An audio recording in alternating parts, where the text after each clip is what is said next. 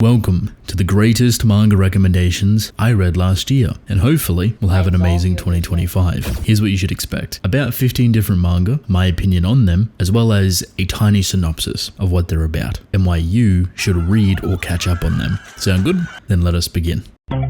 Centuria. I love this manga. If you haven't read it or if you're not caught up, please do. I hope this story survives. I hope 2025 is kind to it because it deserves it. I absolutely adore what this story is doing. It's very interesting. It's super fun. It's super gorgeous. It's thrilling to read every single week. It is about outer gods influencing human beings and what a world would look like if those human beings had those outer god powers. How dark and disgusting a Viking era would be. It is a beautiful and fun experience, very much worth all of your time. Please read it. Gachiakuta. This is a story. This is a great story, a great experience, beautiful artwork. Honestly, it's such a phenomenal thing to read every single week. Visually, it's probably the most enticing thing you'll see every single week, and honestly has so much range and potential to be absolutely huge. This has an anime coming this year, I believe, and I hope it gets the reception it deserves. Fun and lovable characters, a beautiful, hearty, mysterious story, and a very identifiable and thriving world that's incredibly unique. Gachi is about two worlds colliding together. One is pristine that lives high above the clouds, and below it is quite literally a dump site. But people have been thriving there. They've built communities and they've garnered a power that hones around an object that is special to them. The more special that object, the more specific and distinct that power could be. This dump site is filled with a ton of mystery, a ton of death, and a ton of monsters. These weird beings that are a product of the toxic wasteland that the pristine city up in the cloud has evidently created. Do yourself a favor, read this story, you won't regret it.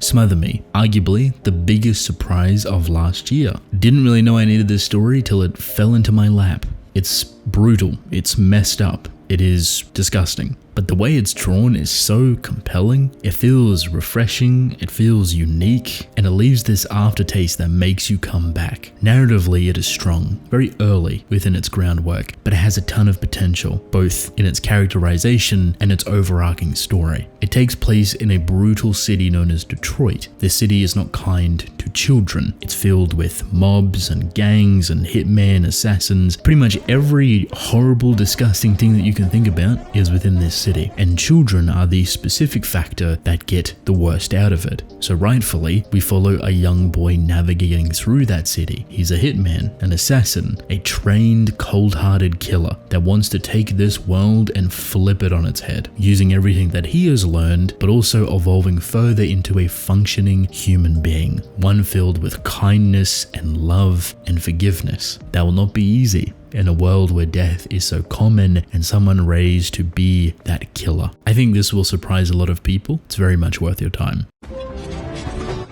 Galaxius and Hero Organization. The reason I put these two together is that they're both really new but refreshing. Galaxius was surprising. It reminds me of old school manga like early Fairy Tail, early One Piece, even a little bit of Hunter x Hunter, all blended together to create a very compelling experience. It's like the old coming out into the new. I like it. I think it's fun, energetic, has a lot of character. A lot of charm. Simple story so far, it is an adventure. Two characters traveling to different islands, uncovering secrets, and really filling out this big, grand, fantasy-driven world that surrounds it. It has a lot of potential to be absolutely huge, and I'm excited to see it do well. Hero Organization surprised me because it has like 3 twists at the beginning of its story, like the first 5 chapters. And those twists are so compelling that flip the story kind of 180 back on itself every single time. Originally, I didn't think I'd like it because it has mechs in it. I'm not a big mech enjoyer, nothing against it, just not my cup of tea. But surprisingly, I've been digging it. I think it's really fun. I love the sinister undertone that it has. I love how it's drawn, and it too has a lot of potential. So far, the story is kind of espionage light, spy thriller. It's probably the wrong way to put it. Basically, this kid becomes a mech pilot. He joins the military. He flies one of their mechs in space to fight these alien creatures. But really, his goal is a lot more complicated, a lot more politically driven, a lot more corruption driven, and he's trying to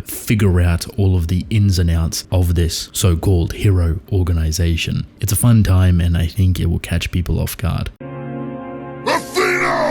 Ichi the Witch has been so good, so fun, so memorable. It's so early within its story, yet I think easily it's going to have the biggest 2025. Hands down, I think it's the next big thing, both manga and anime front, alongside a couple of others. If you have not read this story, or if you're a little bit unsure because it's witches and magic, etc., please just give it a chance. The writing is superb, the artistry is perfect and gorgeous. It has everything that you want, and it continues to better itself even so early on. I'm so excited to see where it goes and what happens next. It's a magic story at heart, but with a twist. So the world is filled with all of these wonderful magical elements, but it's only for women. So when a boy comes in who is a hunter at heart, someone that's lived on a mountain and hunted animals all of his life, suddenly becomes a witch, the first male witch, how they put it, it shakes up the whole structure of this world. And very quickly they have to adapt to changing times.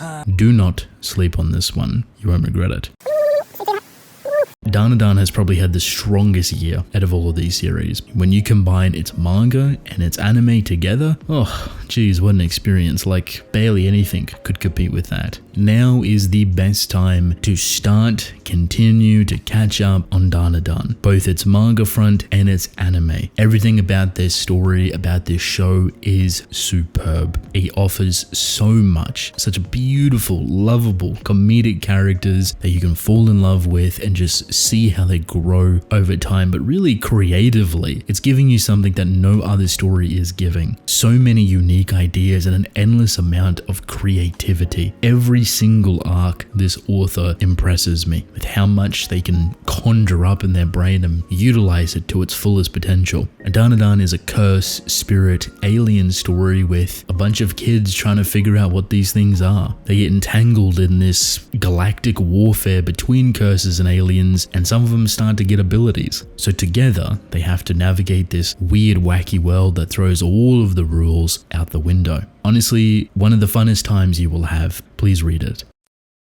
The Bugle Call. I did not know what the story was about. I seen people talking about it, I read it, and I do not regret it. Talk about surprising. I don't think a lot of people know about this story just because it has no marketing whatsoever, so here you go. This story is fantastic. If you ever wanted like medieval warfare but with a sprinkle of superpowers, this is it. Your mind's probably racing. What does that even mean? A sprinkle of powers in medieval warfare is exactly what you think. 1,000, 5,000, 50,000 armed troops on a battlefield, yet they might go up against just 2 people that have superpowers and can annihilate them all. That's the Bugle Call. And when I found out the main character's ability, his power, is to control said armies using a bugle, think of like a really simple trumpet, what a creative choice for a power. Not speed, not strength, not even intellect, just the ability to control, command, and conquer full armies perfectly to a T. Power will only get you so far. The conductor will win wars, will conquer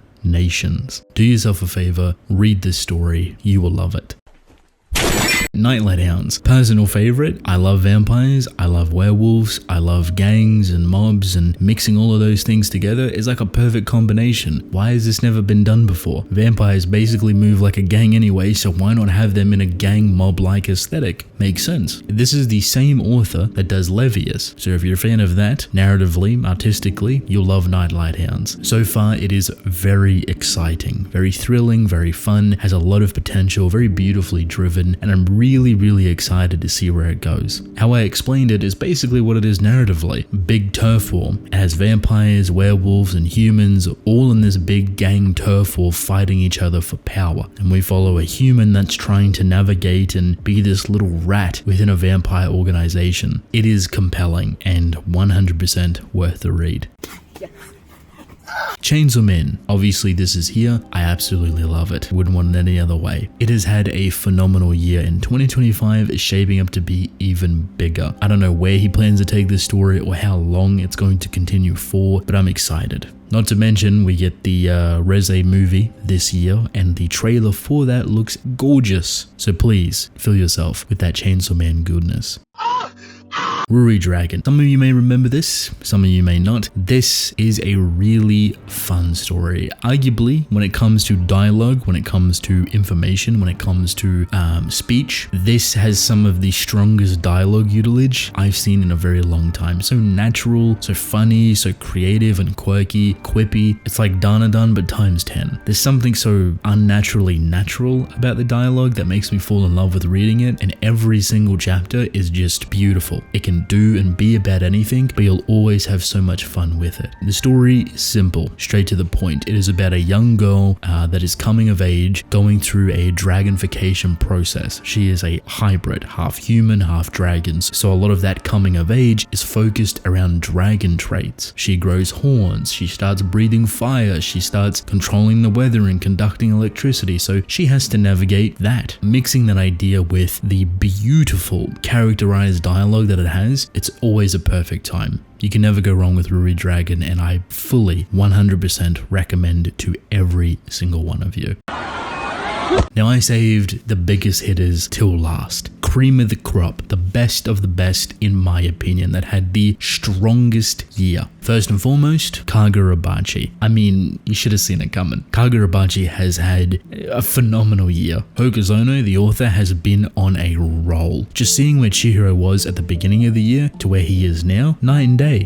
Beautiful, strong arcs, incredible writing, the artistry, the aura, the atmosphere, just everything about Kagurabachi screams peak weekly Shonen Jump experience. This is the next big story, the next big weekly Shonen Jump title. It is going to get huge this year. If you don't know anything about Kagurabachi, you've never read it, please do yourself a favor and check it out. Last but very not least, the most exciting story for me that topped out the whole year, right at the end there, Chojin X. I love this story. I love what it continues to do. I love how it has evolved. If you do not know what Chojin X is about, I'm not even going to tell you. I'm not even going to give you a brief snippet. All I'm going to say is that it's done by the same author that done Tokyo Ghoul and Tokyo Ghoul Re, Sue Yoshida. That's all you need to know to go and read this story. Chojin X, for me, is the epitome of freedom. The freedom to create, the freedom to write, the freedom to draw.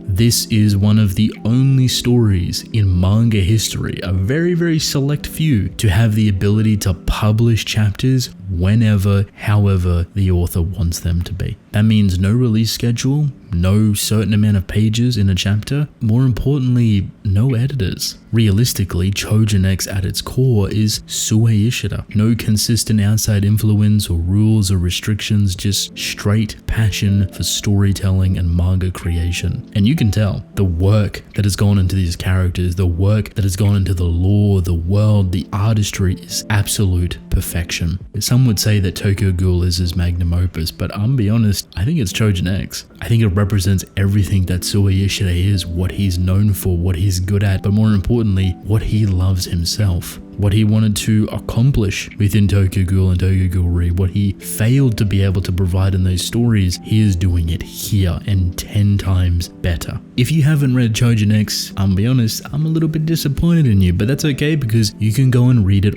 right now. Do yourself that favor. The New Year gift is reading Chojin X. At the end of the day, everything that I've talked about, everything on this list, is a great way to start off 2025. Go read them, go check them out, go catch up. You'll have a fun time. And I am very excited to see what new stories come out this year, what new manga is going to take the world by storm.